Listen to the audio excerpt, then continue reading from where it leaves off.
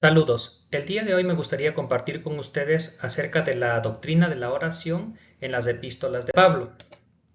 Como nosotros sabemos, la oración es un medio de gracia que Dios ha dispuesto para que el creyente se comunique con Él. A su vez, esta es una disciplina espiritual que debe cultivarse a diario, y muchos cristianos la suelen descuidar. En la Biblia encontramos a muchas personas, tanto en el Antiguo como en el Nuevo Testamento, que han sido ejemplos de oración.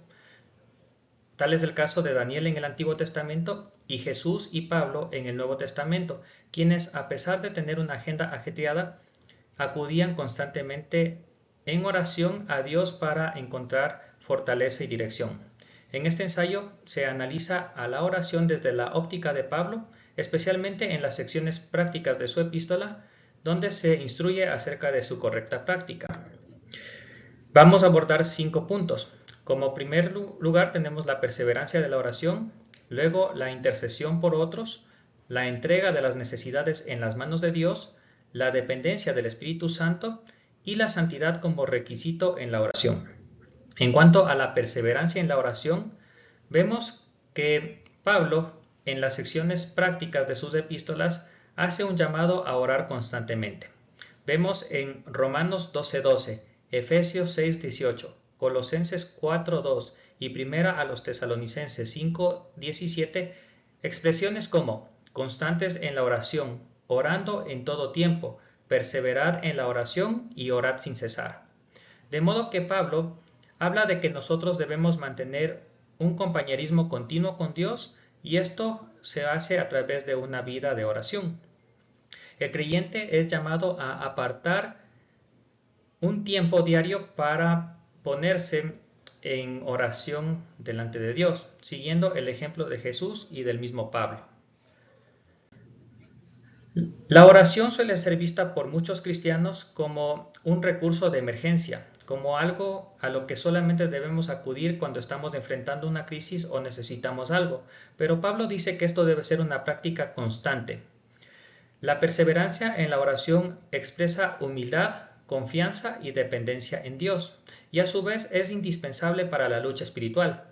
Vemos en Efesios capítulo 6 que se habla de la armadura de Dios, y aunque la oración no forma parte de esta armadura en sí, es importante para la lucha espiritual, ya que estamos enfrentándonos ante entidades que sobrepasan la fuerza humana, y necesitamos de la asistencia de Dios para poder vencer.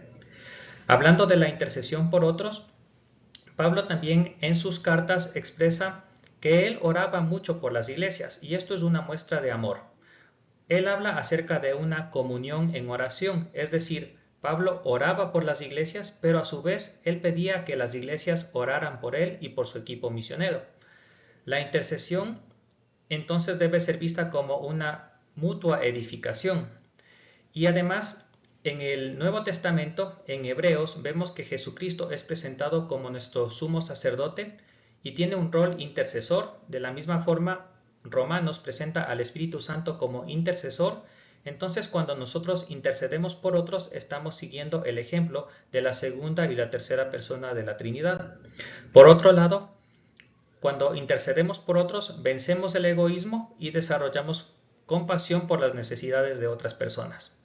Pablo en sus epístolas enfatiza lo espiritual por sobre lo natural o lo material, y además Gálatas 6:2 nos anima a que entre hermanos en la fe debemos sobrellevar las cargas los unos de los otros.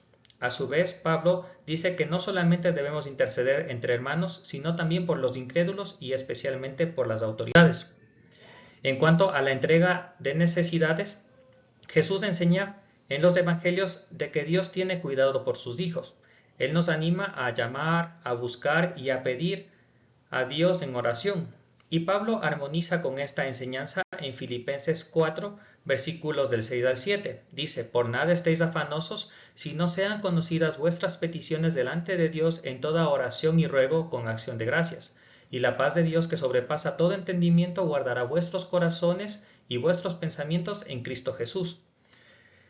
La oración entonces es el remedio bíblico contra la ansiedad, porque el creyente reconoce que toda provisión proviene de la mano generosa de Dios, mientras que el incrédulo confía en sus fuerzas para obtener lo que necesita. A su vez, cuando este versículo nos habla de no preocuparnos, no implica que debemos llevar una vida irresponsable sin trabajar, sino que no debemos permitir que la ansiedad domine nuestro corazón. Toda oración debe ir acompañada con acciones de gracias, porque esto muestra también la fe, ya que por adelantado agradecemos lo que esperamos recibir de Dios. A su vez, depositar las cargas en Dios produce una paz que sobrepasa todo entendimiento a pesar de que sigamos con problemas. En cuanto a la dependencia del Espíritu Santo, Romanos capítulo 8 versículos 26 y 27 dice: y de igual manera el Espíritu nos ayuda en nuestra debilidad, pues qué hemos de pedir como conviene no lo sabemos, pero el Espíritu mismo intercede por nosotros con gemidos indecibles, mas el que escudriña los corazones sabe cuál es la intención del Espíritu, porque conforme a la voluntad de Dios intercede por los santos. En este versículo, Pablo explica de que el creyente, por maduro que sea, no sabe pedir lo que conviene.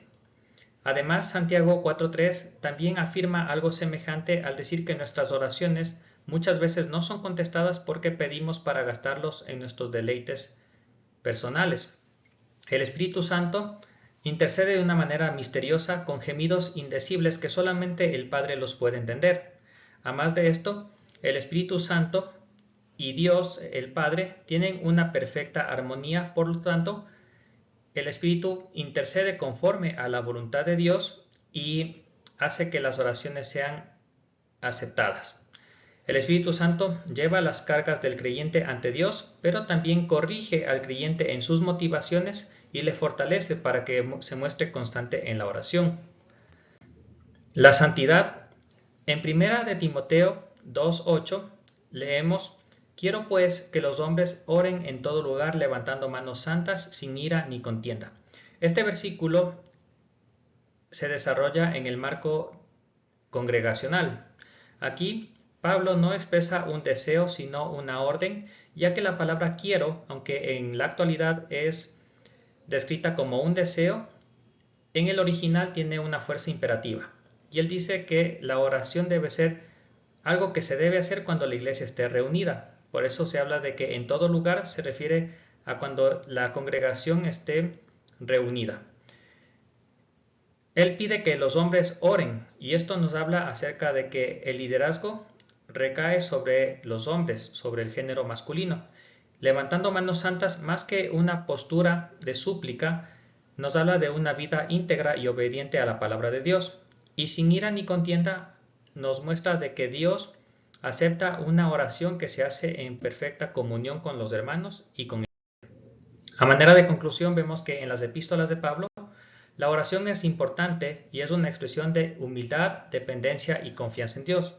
Pablo destaca que la intercesión es un acto de amor y de edificación mutua. Además, la oración es el remedio contra la ansiedad y el Espíritu Santo es quien nos ayuda en nuestras debilidades. Se resalta que la santidad y la reconciliación son requisitos indispensables para que la oración sea aceptada. Muchas gracias.